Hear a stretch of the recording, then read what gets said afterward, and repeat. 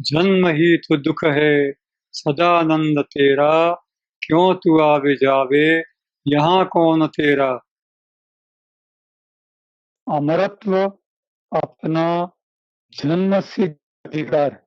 जिस स्वतंत्रता अपना जन्म सिद्ध अधिकार है, उसी तरह अमरत्व भी जन्म सिद्ध अधिकार है। कल्पना के संसार में, मोह माया के संसार में उसने मान लिया कि यही मेरा देश है।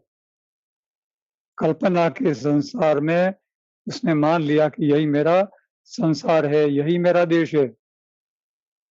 लेकिन आध्यात्मिक सानिध्य संसार से पर करता है। कहीं न कहीं आपको सांसारिक मोह माया और रुचि अरुचि से पर करता है, तो वो विदेश है। विदेश में जाने के बाद अध्यात्म प्राप्त होता है, स्वदेश में नहीं होता, क्योंकि वो मोह माया से बना हुआ बेटा। इसलिए सदगुरु कहते हैं, अमरता हरि का है संदेश। सदगुरु का संदेश है कि अमरत्व प्राप्त करो, भगत मत जावे छोड़ विदेश। सानिध्य छोड़कर कहीं मत जाओ, सानिध्य आपका विदेश है। लेकिन बात यहाँ पूरी नहीं होती। अंतर यात्री को स्व में स्थित होना होता है। अंतर यात्री को स्व में स्थित होना होता है, अपना घर पाना होता है, अपने निज में अपना घर पाना होता है। इसलिए स्वधाम को पाना उसके लिए निश्चित हो जाता है, इसलिए वह उसका स्वदेश होता है बेटा। आ रीते संसाરમાં રહીને પરમ તત્વ પામીને પરમ તત્વમાં એકાકાર થઈને પરમાત્મા સાથે રહીને આપણા જીવનનો ઉદ્ધાર કરીએ। આપણા જીવનનો બસ અંતિમ જે લક્ષ્ય છે, જીવનની અંતિમ જે યાત્રા છે बेटा, वो पूर्ण करें बेटा। अपनी अंतिम यात्रा स्व में स्थित होती है, उसको प्राप्त करें और अपनी जीवन यात्रा पूर्ण करें, अपना जीवन सफल बनाएं बेटा। हाँ, मनुष्य को सह अस्तित्व में जीना चाहिए बेटा। मनुष्य को सह अस्तित्व एक को दूसरे के अस्तित्व का ध्यान रखना चाहिए, दूसरे का अस्तित्व का ध्यान रखना चाहिए। उसके सुख दुख में, उसके कहीं न कहीं ज़रूरत में हमें उपयोगी होना चाहिए बेटा। उसको कहते हैं सह अस्तित्व, उसको कहते हैं सह अस्तित्व बेटा। तो सह अस्तित्व से हमें जीना है, संसार में एक दूसरे के उपयोग में होकर जीना है। इसका एक दृष्टांत है। एक सूखे पत्ते और एक मिट्टी के ढेले की मित्रता हो गई। एक सूखे पत्ते और मिट्टी के ढेले की मित्रता हो गई। सूखा पत्ता और ढेला रोज अपने-अपने सुख दुख की बातें करें, पास में बैठें और आत्म सुख प्राप्त करें। तो एक बार तूफान आने की तैयारी हुई। तूफान आने ही वाला था। तो सूखे पत्ते ने ढेले से कहा कि भैया तूफान आ रहा है, तेज से हवा आएगी, मैं उड़ जाऊंगा और कहाँ उड़ूंगा उसका कोई पता नहीं।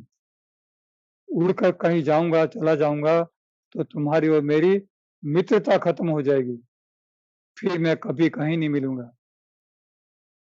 तो भैया ऐसा करो, तुम मुझ पर बैठ जाओ, तुम मुझ पर बैठ जाओ, तो मैं उड़ूंगा नहीं। तूफान आया, ऐसा ही हुआ। ढेला पत्ते पर बैठ गया, पत्ता नहीं उड़ा। तो एक बार बारिश आने को थी, बादल आकाश में घूमड़ रहे थे, मॉइस्चर हवा में आने लगा था और ढेला भाप गया कि अब बारिश होगी, तो मेरा क्या होगा। उसने पत्ते से कहा कि भैया अब मेरी रक्षा तुम्हारे हाथ में है, मैं पानी में गल जाऊंगा, मेरा अस्तित्व ही मिट जाएगा, मैं नहीं रहूंगा। तो ऐसा करना, तुम मुझ पर बैठ जाना, मुझ पर ढक करके बैठ जाना, तो मैं अपना अस्तित्व बनाए रखूंगा, मैं गलूंगा नहीं और तुम और मैं मित्र हमेशा के लिए बने रहेंगे। बेटा ऐसा ही हुआ। बरसात आई, पत्ता बड़ा था, साग के पत्ते जैसा। उसने ढेले को ढक लिया, ढेले को पानी ने कुछ नहीं किया और दोनों बच करके मित्र बने रहे। बेटा एक दूसरे के काम में हाथ बटाना संसार है। कमी ज्यादा, सुख दुख, आशा निराशा, मेरा तेरा, कहीं न कहीं लाभ हानि, सफलता विफलता होती रहती है। संसार है, कल्पना से बना हुआ है, प्रारब्ध से बना हुआ है। लेकिन मनुष्य एक दूसरे के उपयोग में आए, एक दूसरे के सुख दुख का ध्यान रखे, तो इससे जीवन उम्दा बन जाता है, जीवन धन्य बन जाता है। इसलिए बेटा हमेशा इस बात का ध्यान रखिए कि संसार में आदर्श जीवन जीना है तो अपना सह अस्तित्व बनाए रखिए। गंगा सती का एक उदाहरण यहाँ अपेक्षित है। महात्मा कौहल संघ, ये एक महात्मा हुए, आध्यात्मिक परिवार था ये। उनका सगपन जहाँ हुआ वो भी सती गंगा थी, तो इस वो भी आध्यात्मिक परिवार था। तो कौहल संघ के परिवार ने यह जान करके वो खुश होने लगा कि हम आध्यात्मिक हैं और बहू भी आध्यात्मिक आ रही है, ये तो सोने में सुगंध, बहुत अच्छी बात हुई। तो ऐसा ही हुआ, कौहल संघ की शादी सती गंगा से हुई। सती गंगा बचपन से ही आध्यात्मिक थी और वो जाग गई थी। वो राजाशाही परिवार था, वहाँ एक नियम था कि किसी भी लड़की की शादी में उसके ससुराल एक दासी के रूप में एक लड़की जाया करती थी। तो पानबाई गंगा सती के साथ गई ससुराल में, वो भी भक्तिमती थी। ये तीनों आध्यात्मिक जीवन जीने लगे। एक और भी संत थे, वो भी इसमें शामिल हो गए। रोज लोग आने जाने लगे, भजन कीर्तन होने लगा, आध्यात्मिक जीवन जीने लगे सब। और कालक्रम से संख्या इतनी बड़ी बढ़ गई, इतनी सारी बड़ी भक्तों की कि उनको व्यवस्था करना कठिन हो गया। तो इस परिवार ने गांव के बाहर अपने खेतों में कुटीर बनाया और वहां जाकर ये परिवार रहने लगा और अलग जगह आध्यात्मिक जीवन जीने लगे। वही भजन कीर्तन, ज्ञान का अध्यवसाय, एक दूसरे के प्रति भावात्मक जीवन जीने लगे और अध्यात्म सेवन करने लगे। यही जीवन उनके साथ बहुत आगे नहीं बढ़ा। प्रारब्ध कई बार क्रूर बनकर आ जाता है, काल कई बार क्रूर बनकर आता है। बेटा वैसा ही हुआ जैसा नियति ने धार रखा था। एक बार कौहल संघ नदी पर नहाने रोज जाते थे, उसी तरह नहाने गए और नहा करके लौट रहे थे। कमंडल में पानी था और थोड़ी दूर रास्ते में एक गाय मरी पड़ी थी। कुछ बदमाश मस्तीखोर लड़के और कुछ ऐसे लोग जो हमेशा आध्यात्मिकों की ईर्ष्या करते रहते हैं, ऐसे लोगों की भीड़ जमा थी और वो अंदर कानाफूसी करने लगे। वो बावटा, वो बाबा आ रहा है, वो साधुड़ा आ रहा है, देखो अभी वो कमंडल में से पानी छाटेगा और गाय जिंदी हो जाएगी। परीक्षा लेनी चाहिए उन्होंने। संसार कई बार परीक्षा लेता है सदगुरुओं। तो बाबूजी आए नजदीक, कौहल संघ आए, वो राजाशाही खून था, रजवाड़ा खून था, तपने लगा। वो भाप गए कि ये लड़के मुझे परेशान करने के लिए इकट्ठे हुए हैं, लेकिन उन्होंने हार नहीं मानी। उन्होंने कमंडल में से पानी छाटा और गाय की आंख खुल गई, गाय जिंदी हो गई। चाहे वो बेहोश थी या मरी पड़ी थी, हमें ये नहीं देखना है, हमें धर्म ये समझना है कि हर संघ ने जो किया वो कर्तव्य था, वो अध्यात्म के लिए जायज था। उन्होंने ये बात अच्छी तरह से होशो हवा से गंगा सती से की। गंगा सती नाराज हो गई। उन्होंने कहा, अरे बहुत बुरा हुआ ये, आपको तो अभी बहुत कुछ करना बाकी है। जागने के लिए आपको बहुत सारी अंतर यात्रा बाकी है। अभी चमत्कार नहीं करने हैं हमें। ये चमत्कार करने लगे आप, क्यों किया ऐसा? बहुत बुरा हुआ ये आपकी अंतर यात्रा का रुड़ा है। ऐसा नहीं करना चाहिए, कतई नहीं। हमें नाम नहीं कमाना है, हमें चमत्कार नहीं करने हैं। चमत्कार, शक्तियां, ये सब मन की मर्यादा है, ये सब हद की चीजें हैं।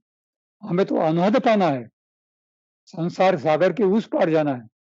गंगा सती इस बात को समझ गई और कहल संग दरबारी खून था, वो तप गया। उन्होंने ये जाहिर किया कि सती, मैं कल महासमाधि ले रहा हूं, मैं कल विदाई ले रहा हूं। तो गंगा सती ने बिल्कुल बुरा नहीं माना। तुरंत उन्होंने जवाब दिया, तो मैं तो पतिव्रता नारी हूं, मैं तो आपके साथ आऊंगी, मैं भी महासमाधि ले लूंगी। तो बात यही नहीं रुकती। काल संग भी महात्मा थे। उन्होंने कहा, सती, मैं और आप तो चले जाएंगे, ये पानबाई जिसने जिंदगी भर हमारी सेवा की, वो संसार में कहां भटकती फिरेगी? कहां भटकती फिरेगी वो? कहां जाएगी वो बेटी? हम तो चले जाएंगे, हमारा कुछ नहीं बिगड़ेगा। जो सहन करना पड़ेगा संसार और संसारी को, पानबाई कहां जाएगी? गंगा सती ने इस बात को स्वीकार किया। काल सिंह ने कहा, सती, उनको तार करके आओ, भव सागर तार दो उनको, गंगा सती को जगा दो, उसके बाद भले आओ, मैं आपका इंतजार करूंगा। बस काहल संघ ने महासमाधि ले ली। उसके बाद एक पेड़ के नीचे गंगा सती सितार लेकर बैठ जाती थी।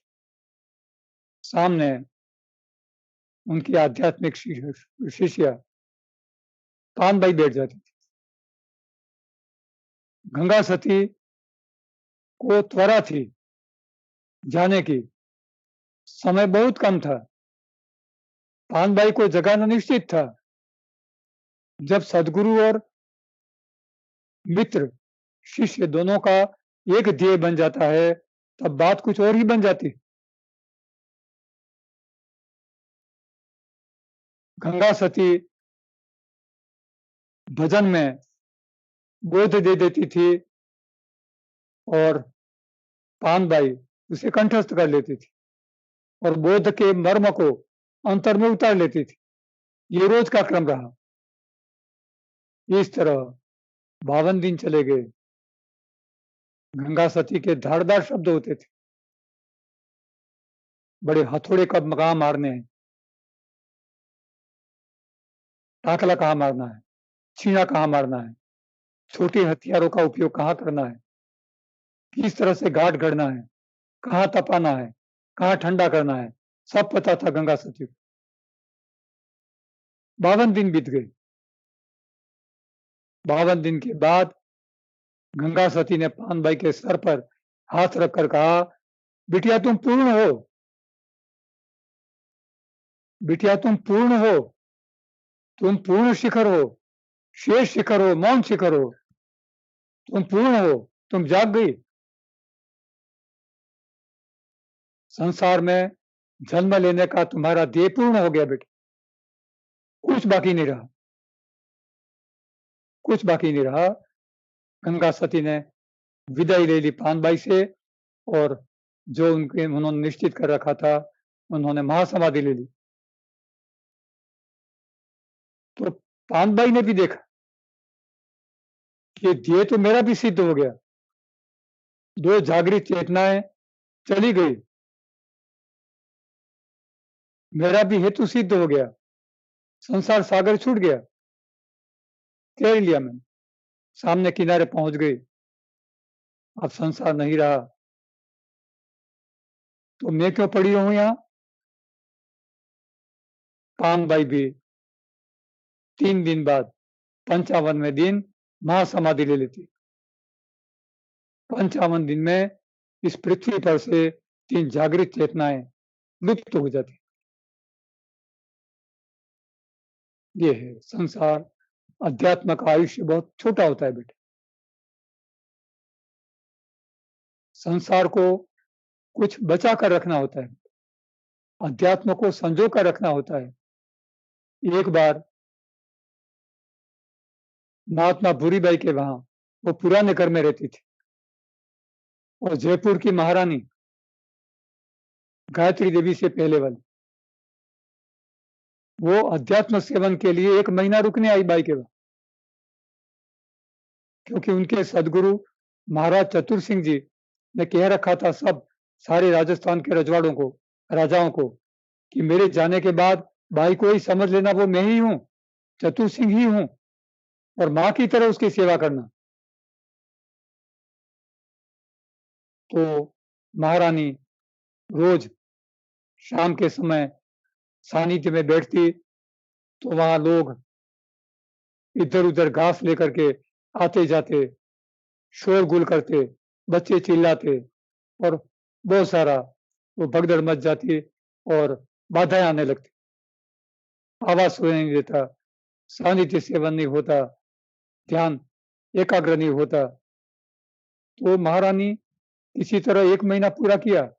तब जयपुर जाकर उन्होंने प्रार्थना की महाराज से कि महाराज, कांच के शीशे में संजो करके रखने वाला यह रत्न है,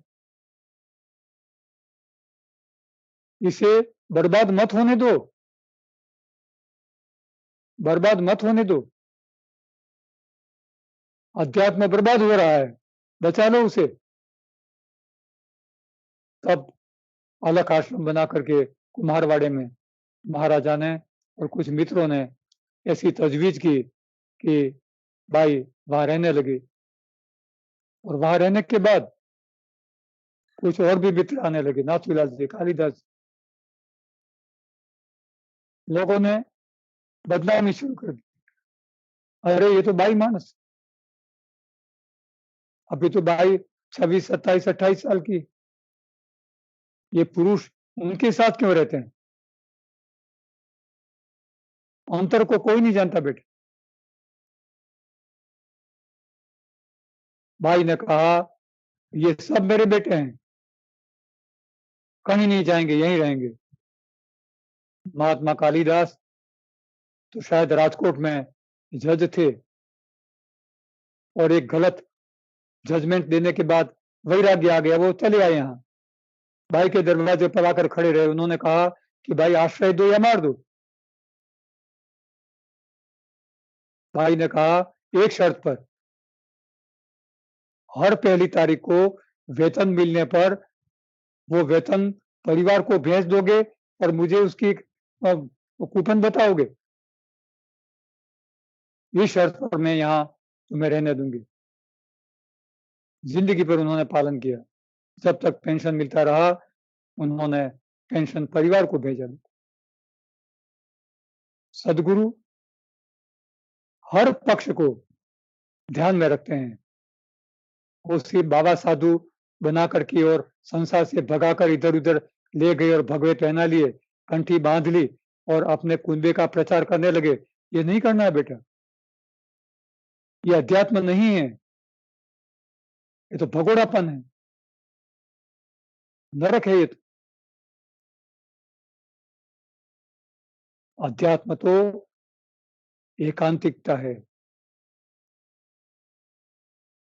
एकांतिकता, अकेले ही सेवन करना है, अकेले, अकेले आना, अकेले जाना, अकेले जागना, अकेले रहना।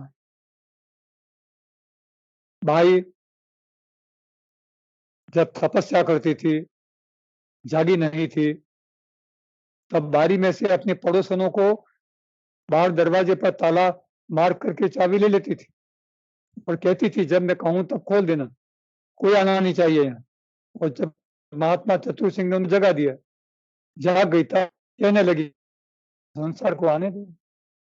कई लोग आते थे वहां, शास्त्र अर्थ करते थे, आध्यात्म में पढ़ करके सुनाते थे। कुछ आते थे कि भी आध्यात्मिक जगह पर सुनाने से हमें कुछ ऐसे वाइब्रेशन मिलते हैं कि हमारी आध्यात्मिकता हमें आ जाती है। कुछ लोग बुद्धिमान होते थे, वो शास्त्र चर्चा करते थे। एक ने पूछ मारा कि भाई सोने के पत्ते पर सिंहनी का दूध लगा करके इस तरह से साधने से क्या परमात्मा मिल जाता है? भाई ने एक ही शब्द कहा, सीने का दूध कहाँ से लाऊं? सदगुरु को ज्यादा बोलना नहीं होता, वो बोलते हैं करुणा करुणा कलित होकर। खास मौके पर भाई बहुत बोली, सिद्ध दिलाने के लिए जो बात उनको कहनी होती है वो इसके द्वारा वो कह देते हैं। हाँ बेटे, मर्म की बात ये है कि जो शब्द कह जाएं और खुद न रहें, शब्द कुछ कह जाएं और खुद न रहें। जिस तरह गन्ना चूस करके हम रस पी जाते हैं और उसके थोथे फेंक देते हैं, बेटा शब्द ब्रह्म नहीं है। सदगुरु जो भी उच्चारण करते हैं वो शब्द अंतर्वाणी है और वो ब्रह्म का वहन करती है।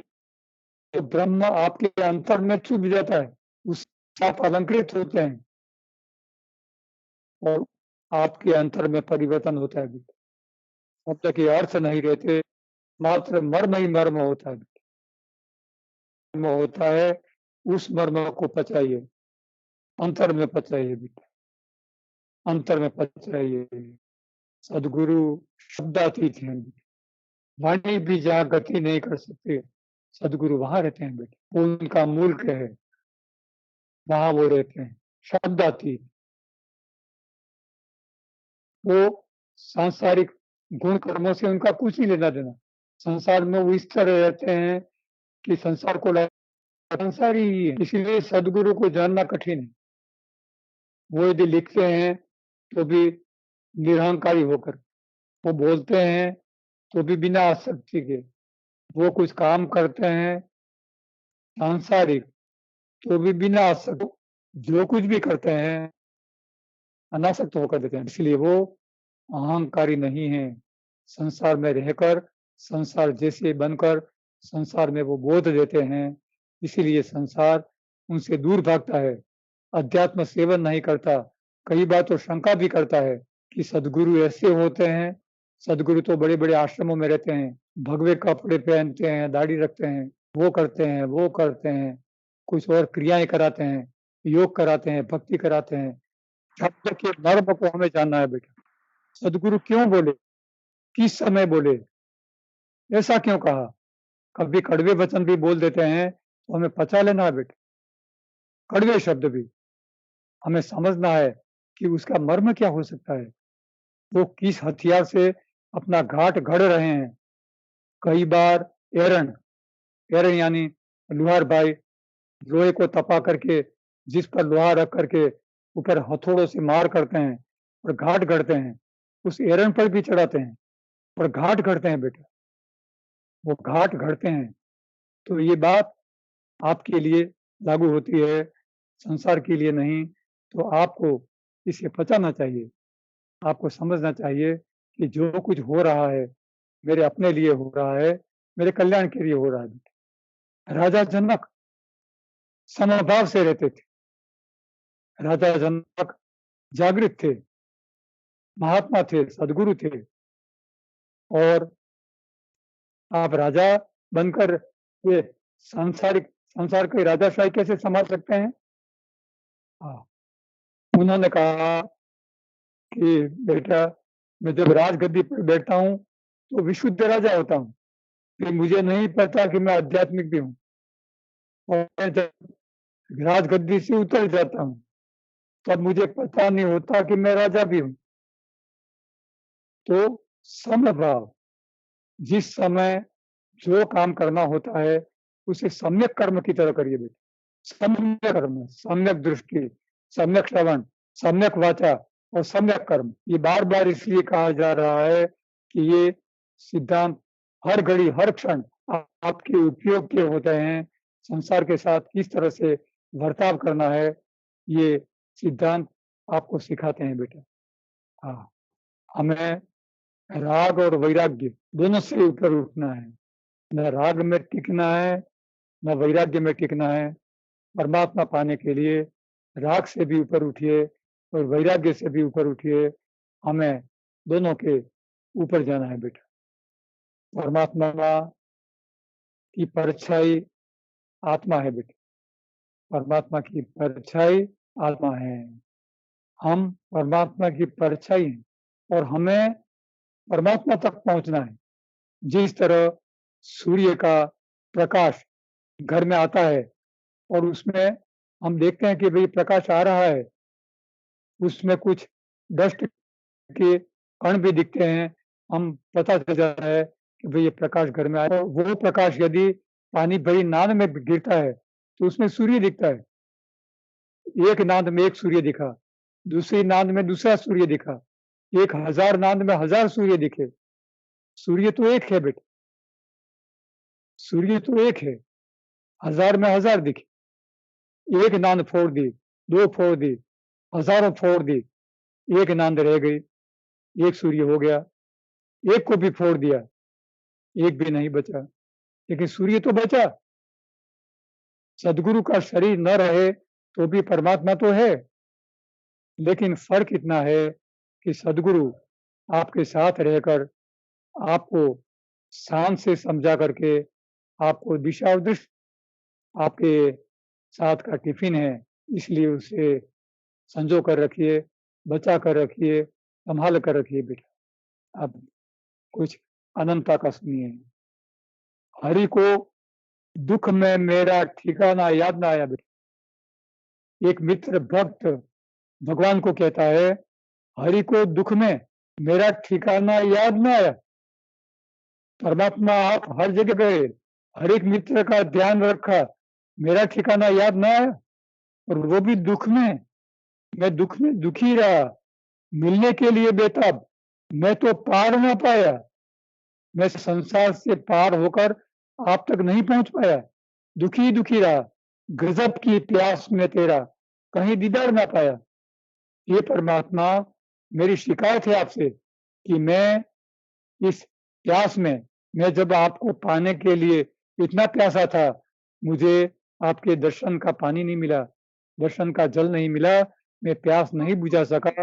ये परमात्मा, वो अलग के मालिक, मैं तेरे द्वार पर आया।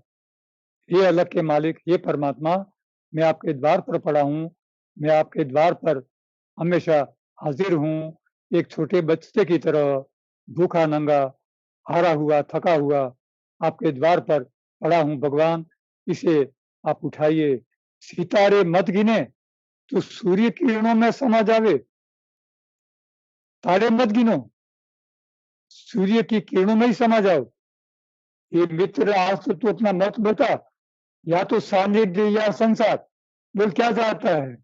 सानिध्य चाहता है, परमात्मा को पाना चाहता है, या संसार मोह मारे मर बैठना चाहता है?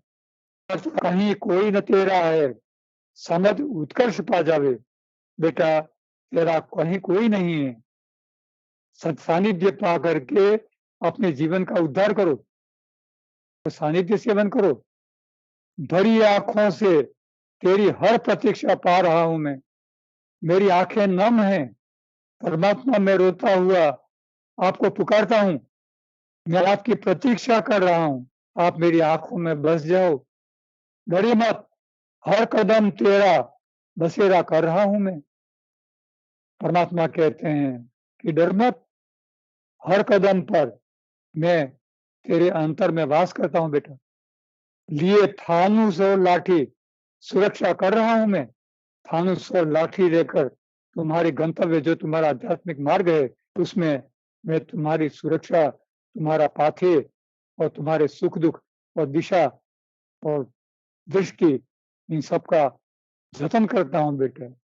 मुमुक्षु भाव से अभिभूत बन, मुमुक्षु भाव से अभिभूत बन। पल पल खड़ा हूं मैं, हर क्षण तुम्हारे साथ खड़ा हूं। अभिभूत बनो बेटा, भाव इतना जागृत करो कि परमात्मा में समा जाओ, परमात्मा में समा जाओ, एकाकार हो जाओ बेटा। जहर को मत बना अमृत, सांसारिकता में परमात्मा मत खोज, निवाला जांच करके खा। यदि सेवन करे तो समझ कि इसमें मोह माया तो नहीं मिले हुए हैं। रहे अमृत तो अमृत ही, उसे तू बांट करके खा। यदि तुझे परमात्मा मिला है तो उसको बांटो। तुम मित्रों को सानिध्य सेवन के लिए प्रेरित करो। भरोसा मत करे जग का, भरोसा आपका ही पा। संसार का भरोसा मत करो बेटा, वो कब आपका हो जाता है और कब आपको छल लेता है कोई पता नहीं। तू अपना ही भरोसा पाओ, अपने आप में ही रहो। अपना हाथ मत फैला, कभी मेहनत की रोटी खा बेटा, मेहनत की रोटी खा। कभी किसी के सामने अपना हाथ मत फैला। संसार भीख तो देगा लेकिन तुम्हें उत्कर्ष नहीं देगा, तुम्हें उल्टे रास्ते पर ले जाएगा, जहां तुम्हारी अधोगति हो जाएगी बेटा। जहां तुम्हें सांसारिकता नहीं दिखती, जहां थोड़ा वैराग्य संसार छुड़ाता है, इस बात को तुम ये मत मानो कि यहाँ सांप है, यहाँ सब कड़वी चीजें हैं, ये सब मुझे काटने को दौड़ती हैं। तो तुम ऐसा मत मानो कि ये सब मेरे नुकसान के लिए हैं, मेरी अधोगति के लिए हैं। संसार तो तुम्हें नरक की तरफ ले जाएगा, लेकिन सानिध्य तुम्हें परमात्मा की तरफ ले जाएगा बेटा। जिसे तू जहर समझा है वह तेरा ही औषध है। तुझे लगता है कि अध्यात्म सानिध्य कड़वा लगता है, यह ठीक नहीं है। बहुत ही व्यस्त लगता है, बहुत ही कड़वा भी लगता है, लेकिन उसे तू जहर मत समझ, उसको औषधि समझ। तेरा भवरोग दूर करेगा वो। जिसे तू दुष्ट समझा है वह तेरा ही चाहक है। मन मारे भले मारे, समझ तेरा ही वाहक है। बेटा मन तो मारो, भले मारो, उसका दमन मत करो, उसे समझा बुझा करके सांसारिकता छुड़वाओ। परमात्मा तुम्हारे साथ है बेटा। देने गया पर दे ना पाया। सदगुरु कहते हैं संसार में अध्यात्म देने गया मैं, संसार को ये बताने गया कि यहाँ परम तत्व है, परम यहाँ तुम्हारा उत्कर्ष है, उन्मार्ग है, तुम्हें यहाँ परमात्मा मिलेगा। तो मुझे कोई पहचान नहीं पाया, संसार ने मुझे नहीं पहचाना कि ये कोई देने वाला है। जगत अहंकार को जाने, मिट कर पाया भक्ति ने। भक्त ने मिट करके परमात्मा को पाया। संसार ने, अहंकार ने कभी सानिध्य सेवन नहीं किया बेटा। अहंकार में रचा पचा जग जकड़ा इस आसक्ति ने। संगत पावे तो जग छूटे, मुक्त किया जग मुक्ति ने। मुक्त होकर संसार छोड़ो, परमात्मा पाओ। परमात्मा के संग क्षण क्षण जीते रहो बेटा। अंतर में परमात्मा का चिंतन करो, अंतर में रहो।